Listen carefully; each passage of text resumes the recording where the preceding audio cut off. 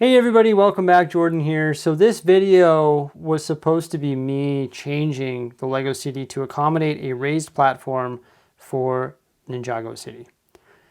And you'll see me introduce that video right away here. However, it is now changed. It is now me destroying the Lego City. And I'm sitting here at 10 at night, and the Lego City is an absolute disaster.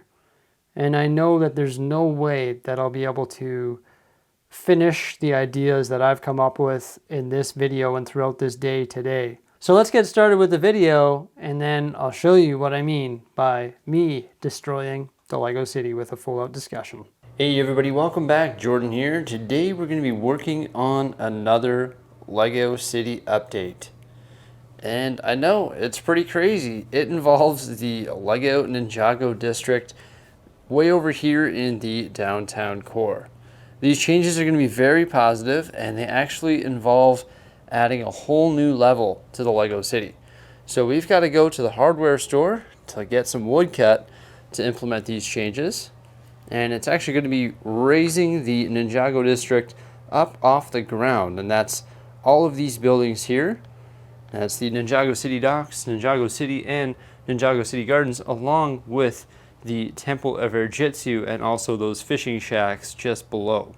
And what's really cool about this is it's actually going to add a lot more space to the Lego City and allow us to do a lot more custom things here in the city as well.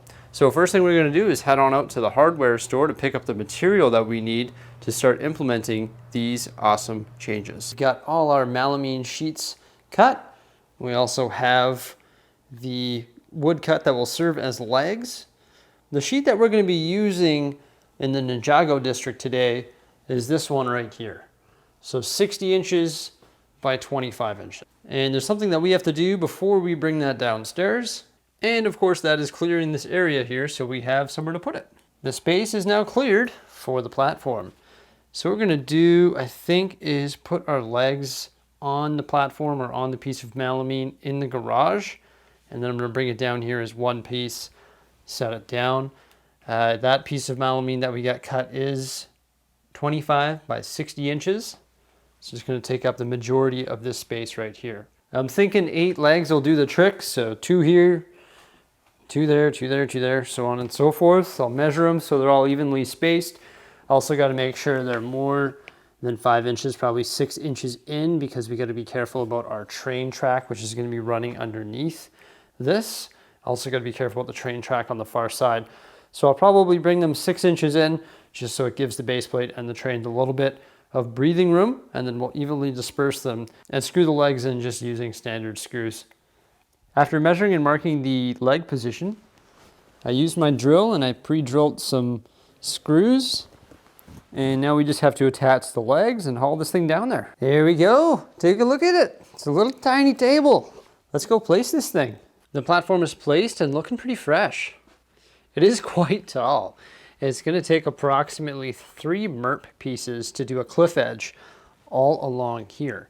We're going to add base plates and everything like that. Also, I'm going to have to find a way to transport minifigures from down here up there. Probably some sort of road ramp, ziggy-zaggy going up there. I'm definitely not going to do it with like an inverted plate that looks sort of weird. I want to try and make some sort of natural looking, weird, rocky mountain road going up. I think that would just be fantastic. That's obviously future plans. I do know that I need to move one of the legs. I forgot to predict the curvature of the train track. So what I'm going to do is actually move this leg right to the exterior right here, probably give it an inch in or something like that, just so that train track has space to go around. And it looks awesome. One other thing I'll have to do is sometimes these screws, they go right in. Sometimes they're sitting out.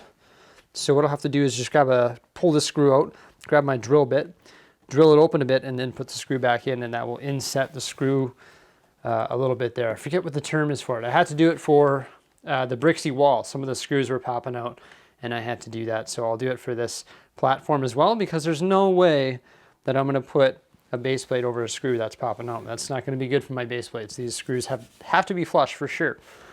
I'm going to move this table leg here, and then we'll start placing some stuff on this on this table, such as base plates around it as well. I'm gonna have to restock on MERP pieces. I've got a lot of MERP pieces, but not enough because that is a large cliff edge. With that being said, because it's such a large cliff edge, and I've actually spaced my my legs out 16 inches, it's going to allow us to create some interior, so I could cover the leg with some MERP pieces and rock panels, even get in underneath there, and we could go in there and we could frame little cubicles, and we could create different scenes under there. Maybe, I don't know, like an underground or a bat cave or anything like that, even a mine. And we could do other things over here as well. Of course, you'll see the train track go by, but we can make it so you could see through both sides. Lots of planning and stuff that we have to do there. But first I better fix up these table screws so that we can actually start to dress up the top of it with our Ninjago buildings. Lots of ideas and lots of opportunity for change with this awesome idea. I definitely like this more than a drop table because it actually saves us and gives us more room in the Lego city. First try. Just kidding. Third try. But now we've inset all of our holes. It's actually quite simple. Using a larger drill bit. One of these little guys right here. Just inset it a little bit. Just a couple turns, and then all the screws are flush with the table, which is quite nice. Beautiful. Let's lay some base plates and get this train track connected. You can see that I actually brought it in rather than putting it here, because I figured the last thing that Bricksie wants to look at when he's sitting at his desk is a piece of wood right there. I'd rather see the train go around. It'll also look nicer in the camera shot as well. So now I've inserted the platform, and we started covering some of the table there, actually all of it, with base plates and also the buildings. And I'm just thinking to myself here, I don't know if we've left enough room here to make a nice rock foundation and cliff edge going around here, and it's a little bit too close to the hospital.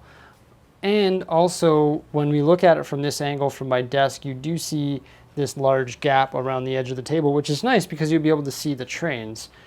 However, the issue is, well, it just doesn't look that pretty, to tell you the truth. So I've got a solution to the problem. I think I'm going to move this platform, even though we just inserted it here. I'm going to take it and we're going to spin it 90 degrees, and we're going to have it in the back there. Because what's nice is this is 6 base plates by 2.5 base plates. So what we can do is have it start here and go 1, 2, 3, 4, 5, 6. Meaning I'll have to move some of these modular buildings and all of these buildings and also the Ghostbusters HQ. So it's going to get messy. But that means that this raised platform will now be on the back side of the table. So it'll be nice because our low ground will be here and our raised ground will be at the back side of the table. And I think it'll just look better from a room perspective over here. Although it does look good here, I think it's going to look even better when we rotate it 90 degrees and move it to the back of the Lego city. So I'm going to get started on that. And it looks way better. It gives us a way better perspective here in the Lego room, in Lego city. And now we have all of this open space here. And obviously we have some buildings that have to be positioned amongst this open space here. Initially what I'm thinking is I'll just put road here leading out of the city where that green base plate is. And we'll also put road there leading out of the city just behind the Avengers Tower there. And then we're going to have a strip of buildings right here. 1, 2, 3, 4 leading right out. And this will be a double row of buildings here and then another row of buildings there. So it's a nice gridlock layout. And it also leaves one base plate of open space along here just in behind that strip of buildings so that we can blend in our raised platform with different cliffs and various scenes and whatnot. So I'm pretty excited about this. Let's get this place cleaned up. Got a lot of work ahead of me tonight. Jeepers. So as I stated at the beginning of this video, the Lego city has been destroyed by Bricksie. And I'm unable to continue working on it tonight, but I want to show you guys how it stands right now and run some ideas by you as we move to the future. And I'll probably be executing these ideas tomorrow, and then you will see more on that obviously soon. So this is what the city looks like right now. We've taken that Ninjago platform and we've put it back there. So essentially we spun it 90 degrees and put it back there. Then I started positioning some of the buildings in here, and the issue is a lot of the buildings that we have are tall. They're like Avengers Tower, or they're like SIG Tower, the Office Tower, and they're all very tall. Now the issue is if I put them here where I have open space right now, it's going to essentially block the view of Ninjago City. So a very positive change that we were able to bring the height to the back and raise up the Ninjago City just like that there, because I think it looks a lot better. But as you can see now, the city is destroyed, and I have some plans. So classically, my modular buildings were in a line right here, and they actually cover the access holes. You can see one of them just right there. And the modular buildings stretched from all the way over here to all the way over here where we have the triple pet shop and also the Parisian restaurant. So I've come up with a new solution here. Actually, me and the members did. We come up with some pretty cool ideas and ran it by each other during the Zoom call during the members only live stream, which happens on every Tuesday. I love bouncing ideas off you guys. Thank you so much for being part of that. What I think we're going to do is actually take all of these modular buildings right here. So the Grand Emporium, the detective's office, the corner garage, the triple townhouse, the triple pet shop, and the Parisian restaurant. And we're going to move all of those